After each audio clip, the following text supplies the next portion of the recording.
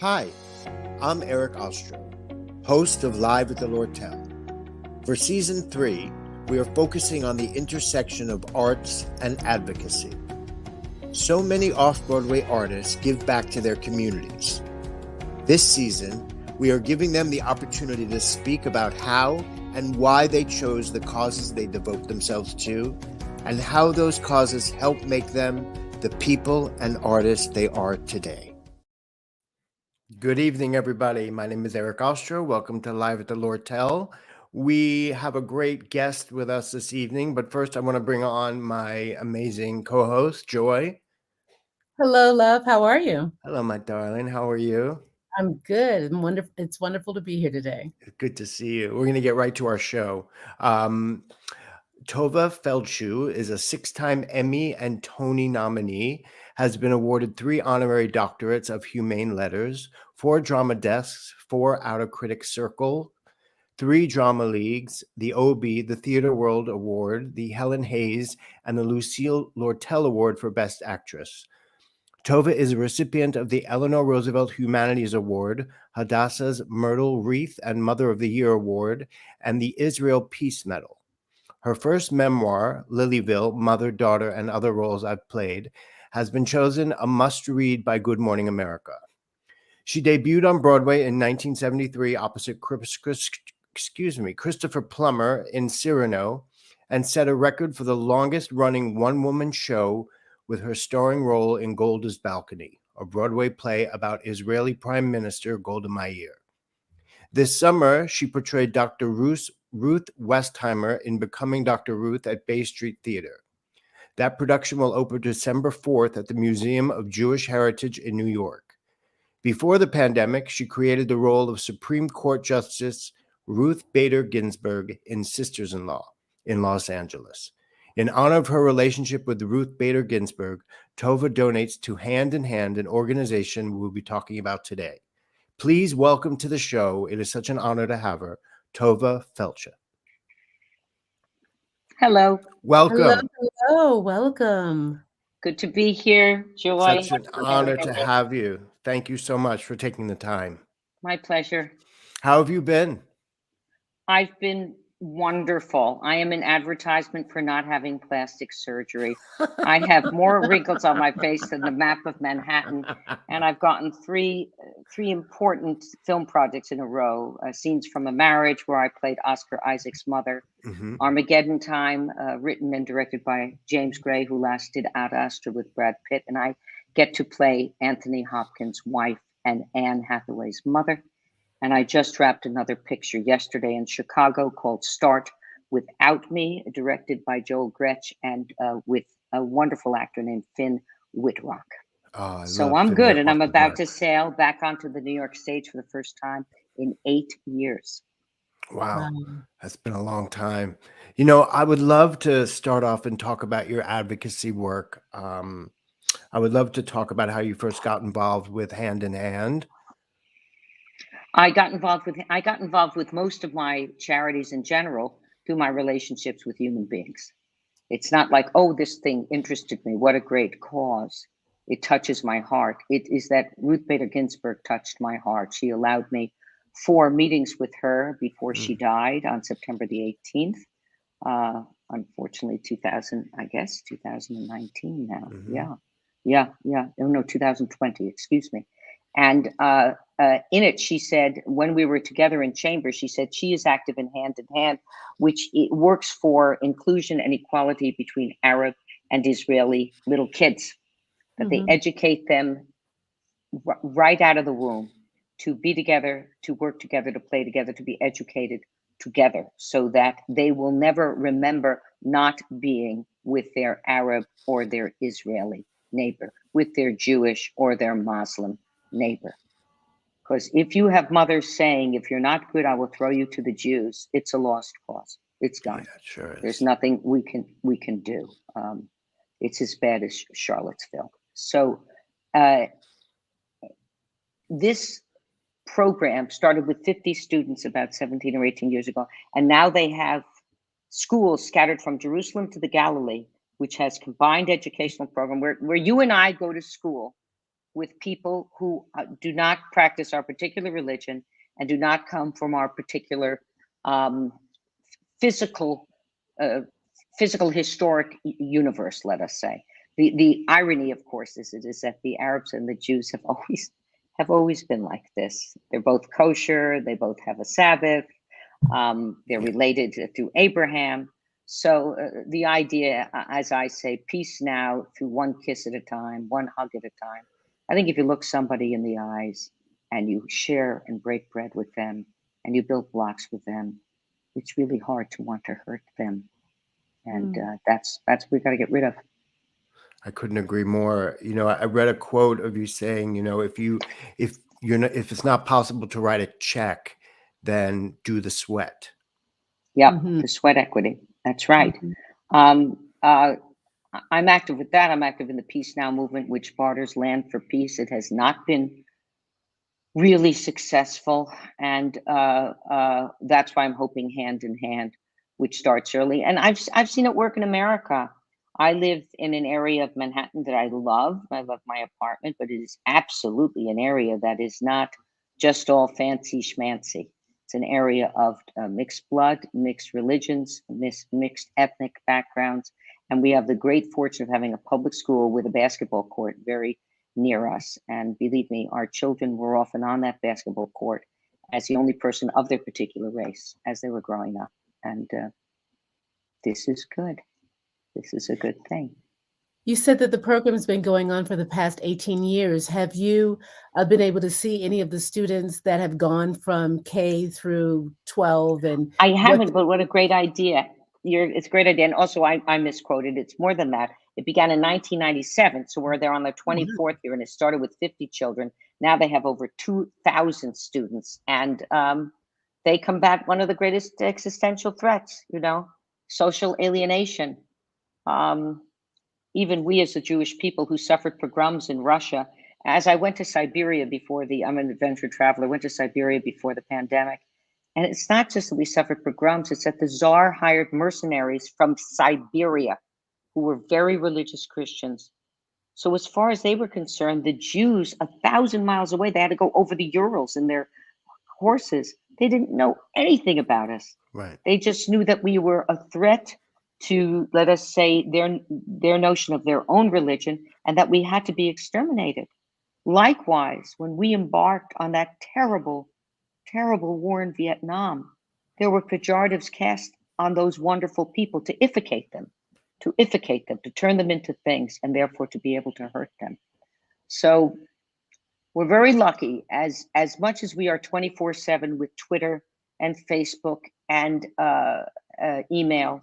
It has also turned this planet into a town, into its own shtetl. We're all very accountable. We're all getting tickets. If you run a red light, they're going to take a picture of your license plate and you're going to get that fine in the mail. So we're much more accountable than we've ever been. And with the Me Too movement, with Black Lives Matter, with the expansion of the tent of America to once again rebirth American ideals, which is an uphill struggle. I was opening in Golders Balcony in London, and I was given a big party for opening night at the Hambro Bank. And they talked openly about anti-Semitism right at that party, right at that party. And I thought to myself, and this was 2008, what was great about America is that these terrible feelings about otherness and other people do exist. They exist in the fear of the human spirit. But in our country, we do not tolerate it. At least we haven't tolerated it, except for these last 4 difficult years before the Biden administration. And that's the difficulty. And I'm not talking as a Republican or as a Democrat. My father was a Republican because he worked under General Dwight David Eisenhower, a great general in World War II. He was in his intelligence unit, and he loved that general, and he voted for him for president. My mother was a rabid Democrat. So my father would go to the law office and she would give luncheons for Anita Lowy. In all events, I'm talking about the man in the office. You have to look at the man, not just the policy. If you don't have a mensch, you don't have a person that walks the walk, you are allowing horrendous behavior to be imitated by people of blunt consciousness. You're condoning a way of behavior that is so un-American and so not like the fabric of our country. And now we're unearthing everything. We're unearthing everything, including our own genocide against the Native American. So anyway, hand in hand, it works against these ideas and works for open lovingness between people of different cultures. God knows I'm a senior citizen now. I was born before the facts. The world has changed so much. When I grew up in Scarsdale, the only Asian people I knew were the people at a Chinese restaurant. And that is not, I may not be saying this right. This is not unconscious bias. This is our loss. Scarsdale was much more homogeneous, and not going to Bonnie Briar Country Club or Scarsdale Golf Club or being able to settle in Bronxville, Darien, Greenwich, Connecticut. This was just the fabric of life. These were restricted places where people like myself were not allowed. So it was the silent way the world was operating here in America, and that is slowly being pummeled and chipped away and screamed at. And there are losses. For instance, Al Franken, I think he was a loss. Yeah, I think that resignation from the Senate was too soon. I totally And agree with you. yeah.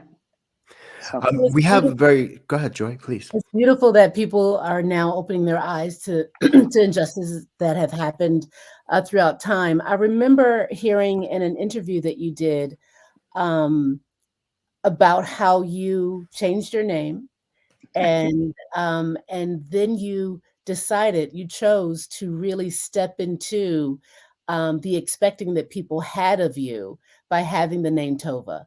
So can you talk about that? Because I love that commitment to defining yourself and the passion that you have about your culture and about really standing in a space where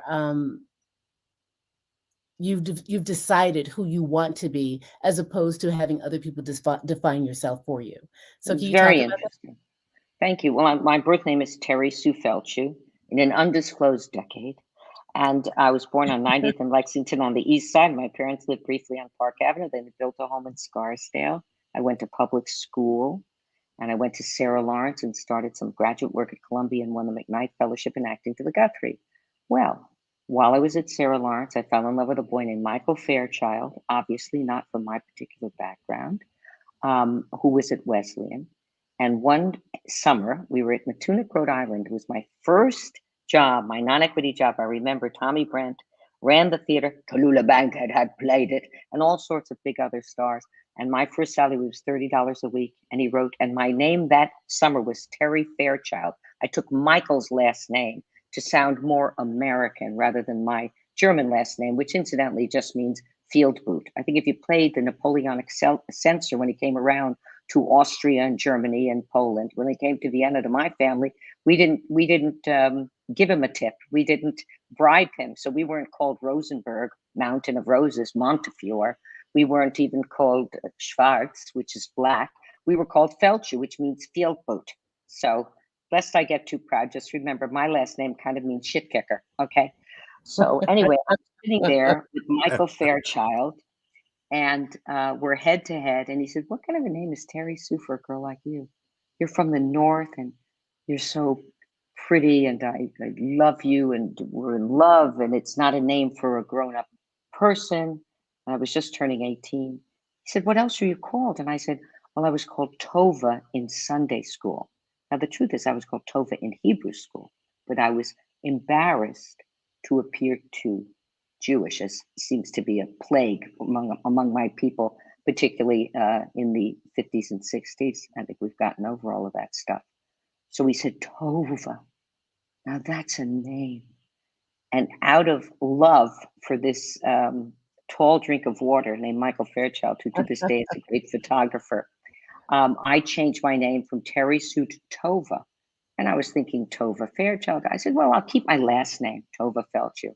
I called my parents. I said, I've decided to take on my Hebrew name. And my mother said, we didn't come to this country for you to call yourself Tovah. Sydney, get over here. Already your last name's unpronounceable. Now they're going to think Tovah. They won't even know if it's a boy, it's a girl. I don't know what you're doing. And I kept the name Tovah. I ended up in Minneapolis as a McKnight Fellow. And Tovah is a Danish name as well as a Hebrew word for good. So they thought I was Tovah Feldshuh, a local girl from Denmark. You know, it's all Scandinavian. So that worked out very well. And it wasn't until I came to New York that the state of Israel fell on my head, because I was entering a Jewish community. And whether you are Christian or Jewish or black or white or Asian or whatever, if you live in New York long enough, you're Jewish. I mean, in the sense that you get these values of driven excellence, of the neurosis of wanting to achieve great art. The neurosis of New York, I understand. Yeah. It's like being in Greece versus Rome out in Hollywood. And I don't disparage Hollywood, particularly now that my body is older, and the rhythm of Hollywood I understand better with the rhythm of my body. But when I was fierce and young, it was another story. In all events, by becoming a Tovah Feldshuh, Shakespeare says, "What's in a name? A rose by any other name would smell as sweet." I take exception to that. There's everything in a name. It's a moniker. Cassius Clay was a very different name than Muhammad Ali. It was a different vibe. It's a different feeling. And people are about their own lives. We're encased in our own bodies. And we can be giving and loving and empathic, but I have to go to the ladies' room, Joy. You can't go for me, and neither can Eric. So we are contained in our own flesh and blood. And when we see other people, it's a very fast way. Bobby De Niro must be Italian. Dustin Hoffman must be Jewish. You sure he shouldn't change his name? And a Tovah Feldshuh was assumed to be European or Israeli, Orthodox, and an expert in Judaism. I was none of these things. I was a cheerleader from Quakerage School, but I was a curious and very diligent and a very strong student. So what happened is, when I came from the Guthrie to New York City on Broadway at the Palace Theater as the food seller, 14 lines in a red dress opposite Chris Plummer in Cyrano, I started to audition. And instead of getting just spear holding parts, which I spent 2 years doing at the Guthrie, and small teeny roles, I started to score Change Your Place, Change Your Luck. And I did Brainchild with Michelle Legrand and Hal David. It never got out of Philly. I did The Drunkard by Barry Manilow up at Stage West, and Irina opposite Armand Desante in the Cherry Orchard. I did a lot of classical pieces. Oh, that's the other thing about a Tovah Feldshuh. It can do classical pieces. Oh, Tovah Feldshuh, maybe she could play Lear. So I get a lot of classical roles, a lot of roles of gravitas. In all events, I auditioned for Yentl the Yeshiva Boy out in the Brooklyn Academy of Music, while I was already offered Amy in Where's Charlie opposite Raul Julia on Broadway at Circle Square. And I had already accepted that job. But as I read Yentl the Yeshiva Boy by Isaac Singer on the 104 bus to return it to my agent, Star Kesseltein, at 119 West 57th Street, I fell in love with the script, and I said, "Is there any hope?" Of course, we accepted this other job 2 days ago. And he said, get on the subway, get out to BAM. I said, "Well, what do we do about Ted Mann? He's a great guy." And he gave me Once in Love with Amy. And of course, it was British, and it was Where's Charlie, and it was not Jewish. I got out there, I got the title role in that play, and that play transfers to the O'Neill Theater on Broadway. So that a Tovah Feldshuh was introduced in her first big role as a Yentl. And then I rode the horse in the direction it was going. Now, I also played Katharine Hepburn and Stella Adler and Sarah Bernhardt. But if my great heroic roles and the great opportunities I had, whether it was in the Holocaust miniseries or Danielle Melnick or Naomi Bunch as Rachel Bloom's mother, if they happen to be Jewish, then my job is to show the difference in that Judaic, let us say, heroine, protagonist or antagonist. And rather than fight it, I said, become an expert in it. Don't be a local Jew. Be a global Jew. Be a global Jew. And I think that's reflected in my charity work too. But would I like to do parts that are not from my ethnic background? Of course, and I did. I played Dona Flor and lived with Jorge Amado and Celia Amado in Bahia, Brazil, before I did that on Broadway. I did Irene Gut Updike, a Polish Catholic during the war. I usually play Catholics when I'm not playing Jews, because actually Shakespeare had barely converted. Henry VIII had just taken power and whatnot.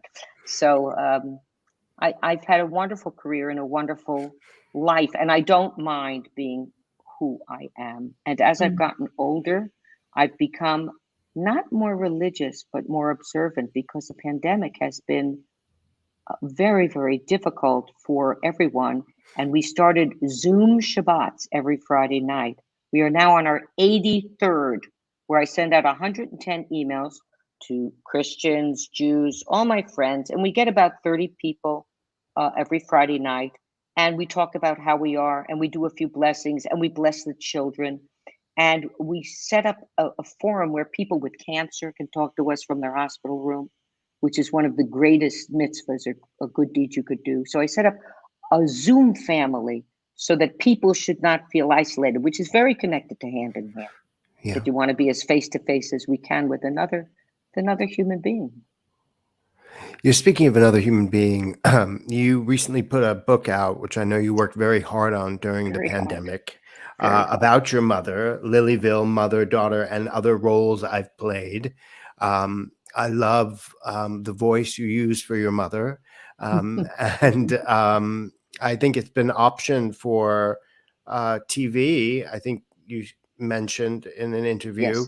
Yes. Tell me a little bit about the relationship with your mother. And your mother lived to be 103, and what it was like in the beginning and where it went to in the end. My mother was not a verbal expresser of her emotions. She had a British grandmother. She had a British mother, my grandmother, and a Russian father. And there were 4 girls, and they were struggling in the lower middle class. All the daughters were given elocution lessons. So when I first knew my mother, she talked like this. But as she got older, that whole thing from the Bronx came in, and then she was going deaf.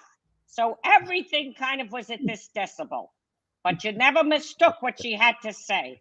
And she always did what we call topless. You know, she said with the ultimate truth.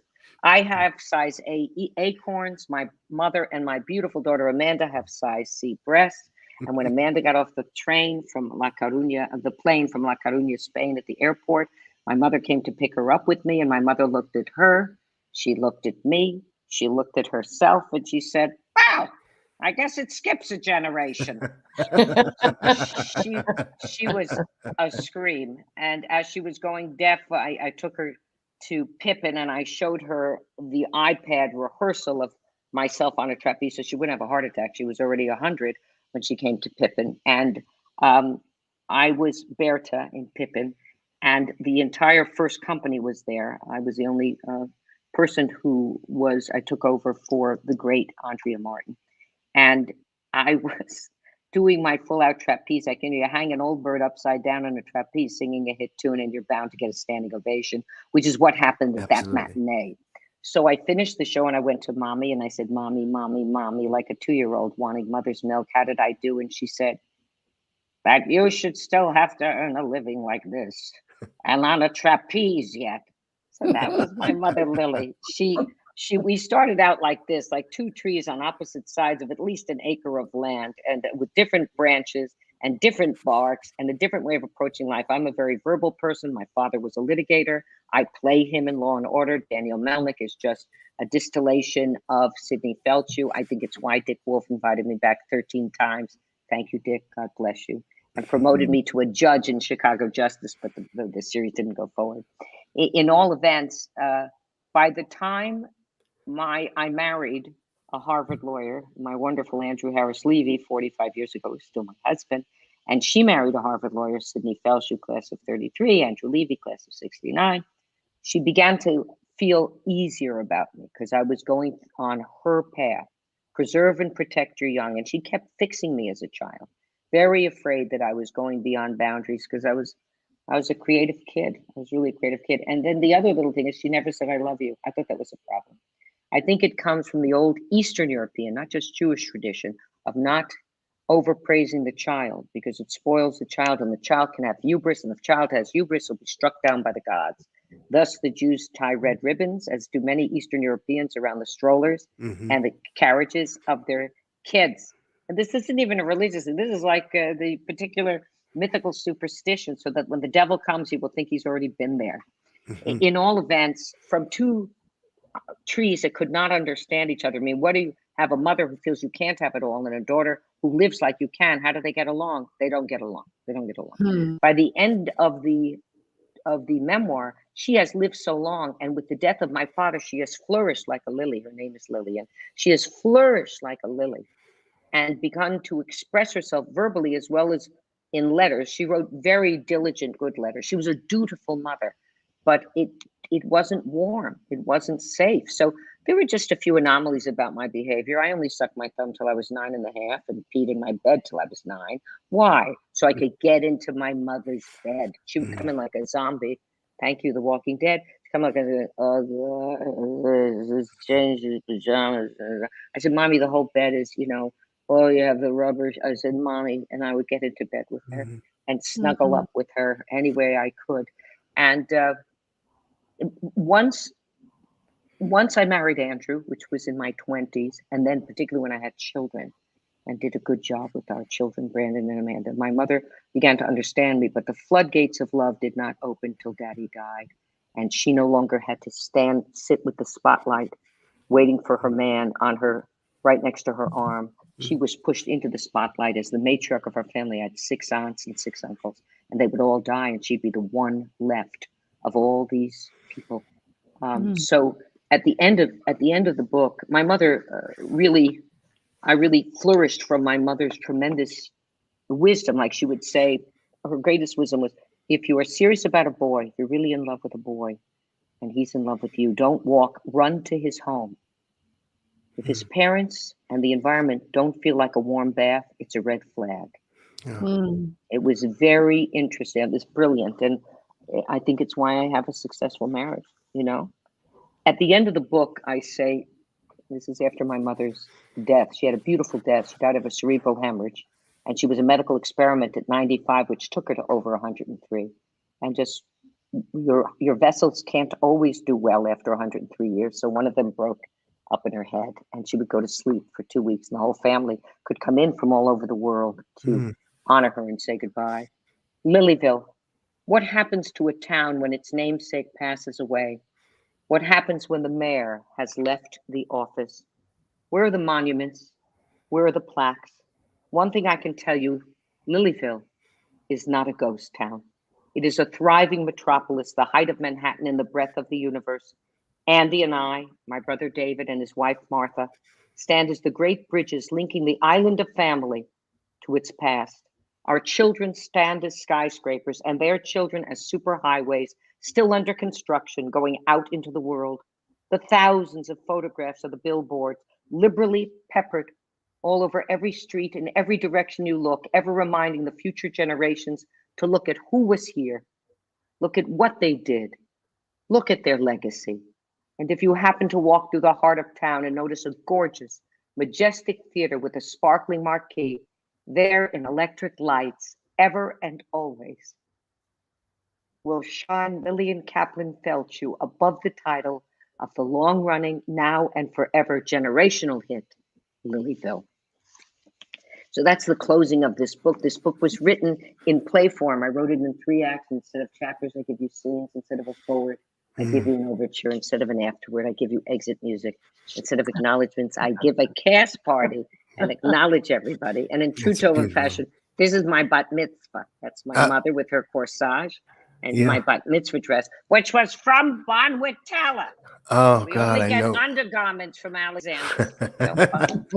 We have a similar, I grew up in Long Island, and I went to Hebrew school as well, which was Tuesdays and Thursdays and Sundays. Me too. Conservative movement, 46, 9 to 1. Actually, we were Hey, reformed, but wow. but we, I want to get a chance to talk a little bit about Dr. Golda's Ruth? Balcony. Oh, Golda's Balcony. But we can talk about, well, you know what? Let's talk about becoming Dr. Ruth, because I think that's the thing that's coming up, what you're doing at the Museum of Jewish Heritage in New York, that incredible theater and museum that they did that revival of Fiddler on the Roof at. So December 4th, you're coming back to the stage after being away a long time. Well, really 6 years, but we had 2 years of pandemic. Right. So it's 8 years. It's a long time. And, I don't really know much about Dr. Ruth Westheimer except, from listening to her as a kid. I can't remember, maybe WPLJ in New York. I can't remember what it was, but, the sex therapist. But she's got quite a story. Incredible story. WYNY. She, the greatest thing about Dr. Ruth Westheimer is that she does not represent herself with her backstory. And her backstory is something. She was on a kinder transport at 10 years old, which saved her life. She was on the kinder transport to Switzerland. Switzerland, the Netherlands, Holland, and France all took 300 German Jewish children apiece. Great Britain, God bless you, took 10,000. And those were the children that were saved, except the children transported to France, Holland, the Netherlands, and Belgium, deported. They didn't make it through. Kids in France ended up in Drancy. Drancy, they were transported to Auschwitz. Only the kids from Switzerland, 300, and 1,000 sent to Britain, one of whom was the great actress Carol Shelley. It was Carol von Scheele, I believe was her birth name, made it through.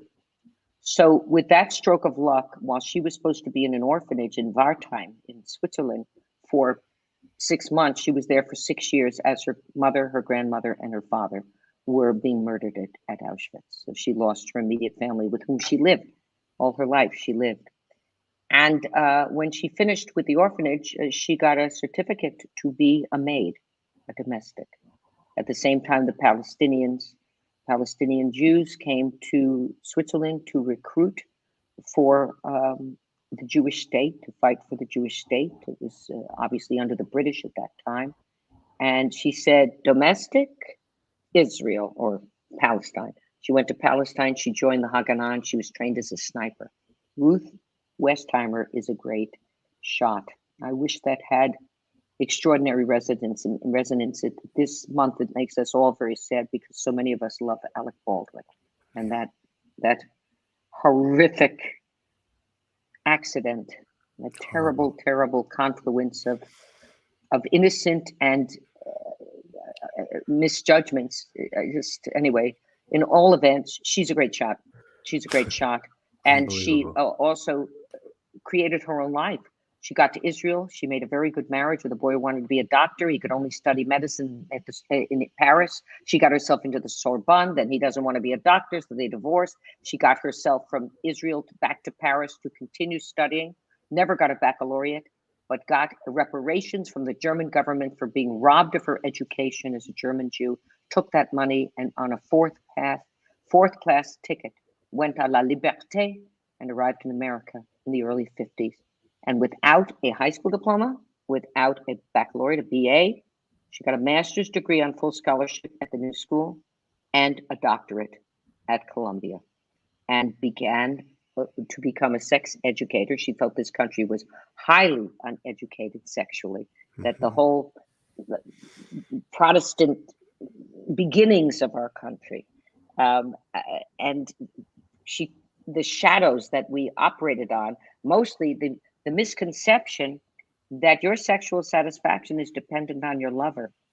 Your lover cannot be a mind reader. If you need something, coraggio, you have to speak up. You have to take the chance. So she feels everybody's entitled to their own orgasm, and it's like part of your hygiene. Brush your teeth, wash your face, have your orgasm. And if you can't have it with somebody, you have it with yourself. Or most importantly, she also dealt with sexuality as a sense of connection because she was ripped away from her beloveds at a time in her life from 10 to 16. So her period, her first bra, her first kiss, this was all, she was on her own. She wasn't touched for 3 years from 10 to 13. Then she fell in love with Walter. I was in love with Walter. He was a younger man. I was 13, he was 12. So he saved her psychological life, but she felt that the intimacy that she was able to eventually enjoy with the men she was with in her life was heaven on earth, and that everybody's entitled to it. So she became a sex educator, and from there, a sex therapist. And Ruth Westheimer right-sizes your life.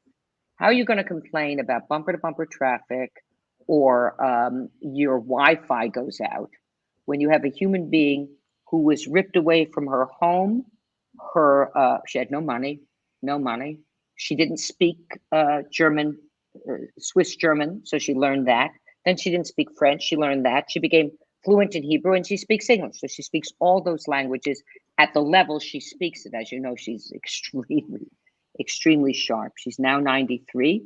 I was just with her. I asked her to walk for me again so I could imitate her walking. She very rapid, very quick. She said, besides being a sniper, I was a messenger because I was little and there was very little of me to shoot at. Yeah. It's amazing, amazing. And she's a woman of great conviction and a real inspiration. Tovah, it's so good to hear from you. Tell me the news, only the good news. So I say, okay. She has a joie de vivre that came out of the knowledge of extinction.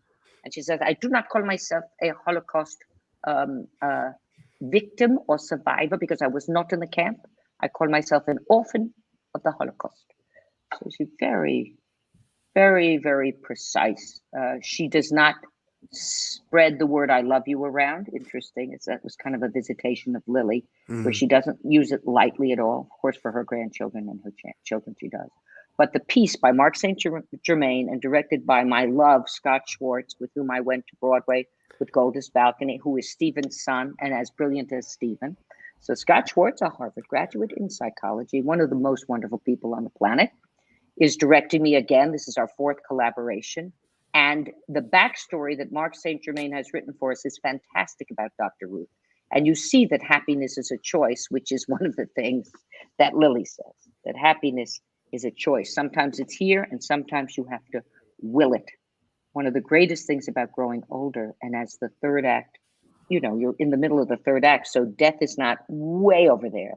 Your immortality no longer, you've reckoned that one day you'll be leaving your body, is that you are so grateful for every day. We used to live on Riverside Drive and see every sunset, and I loved it. Now we live on Central Park West and we see every dawn. Seeing every dawn at this age ain't so bad. Go ahead, Joy. Okay. So I've heard you talk about you're doing the show now where it's a one-woman show, but you've done many, many, many, many, many, many shows with a large cast and have led lots of casts. And I've heard you talk about the responsibility of the person who is the lead in the show, and not just their responsibility to the show, but your responsibility to your community as well. Can you talk about that? Because we have a lot of young listeners out there who are artists. And I think that what you say about that is just so profound and something that every artist should carry with them. Thank you. Sure. I hope I can remember what you think I said. But in all events, my first break, I was 23 years old.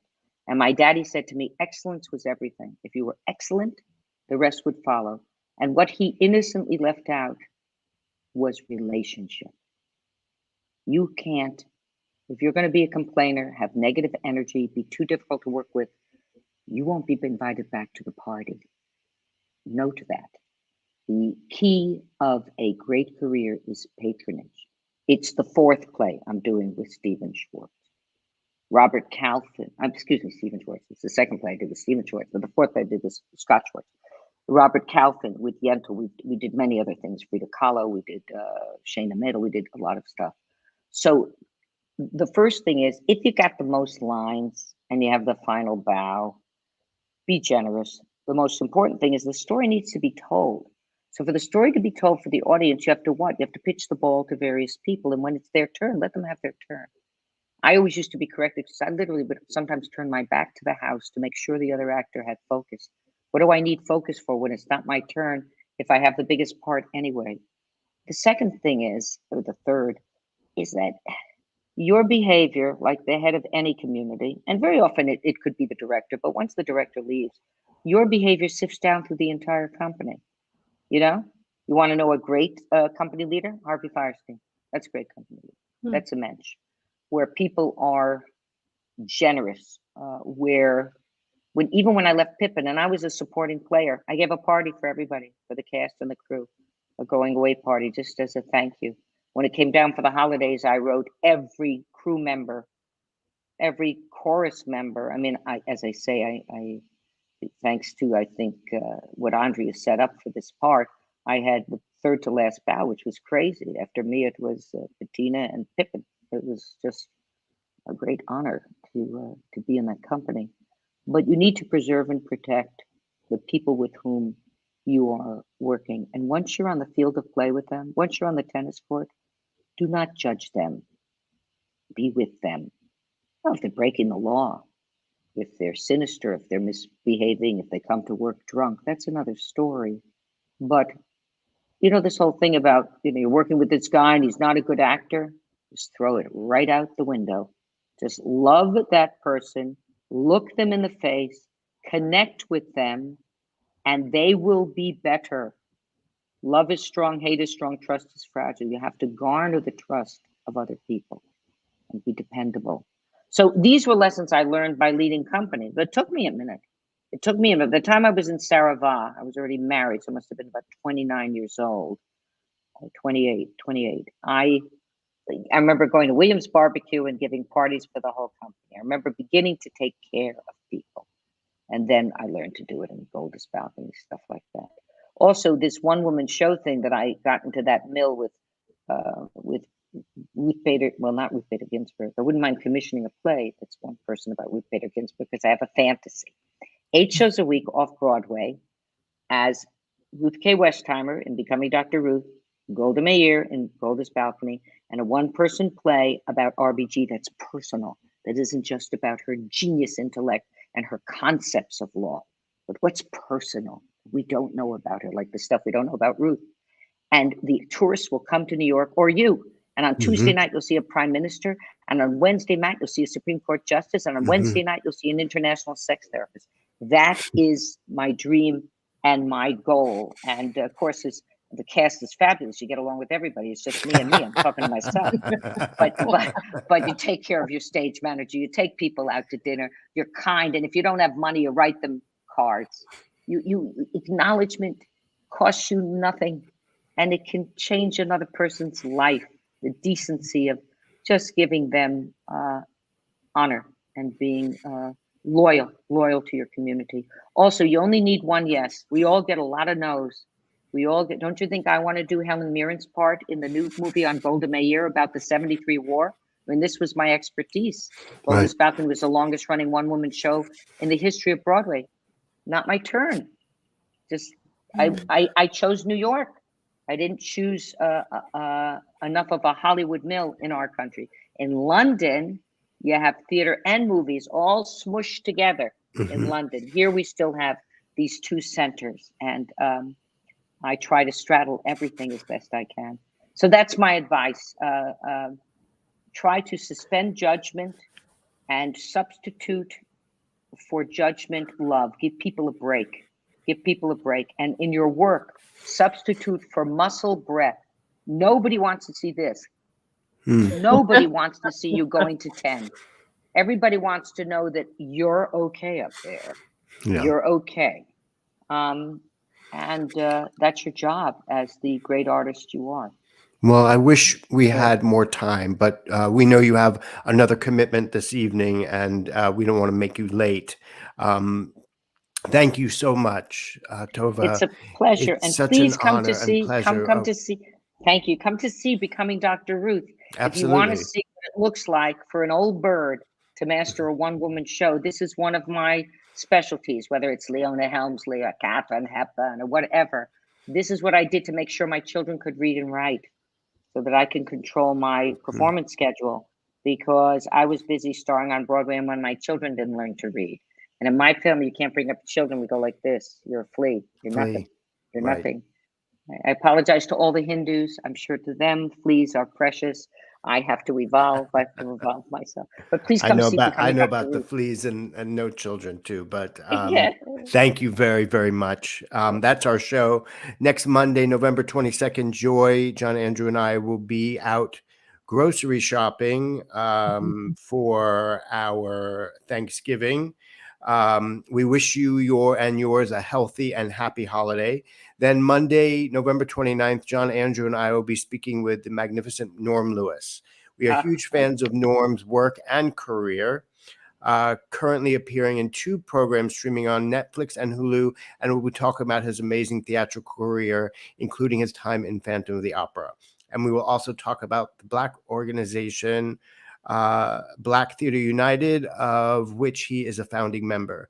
BTU stands together to help protect Black people, Black talent, and Black lives of all shapes and orientations in theater and communities across the country. B2U's voices are united to empower their community through activism in the pursuit of justice and equality for the betterment of all humanity. More information about these and future guests and how you can see Tovah's show and how to attend one of our recordings online can be found on our website, liveatlortel.com. Thank you, ladies and gentlemen, for joining us. Remember, get vaccinated, wear a mask, be safe, get back to the theater once you are vaccinated, and go see a show. We hope to see you in the theater really soon. Have a really wonderful night. Thank you, Ken and Jeff, for watching. And thank you, Tovah. You are an inspiration, not only to our theater community, but to our Jewish heritage and the theater. So thank you so much.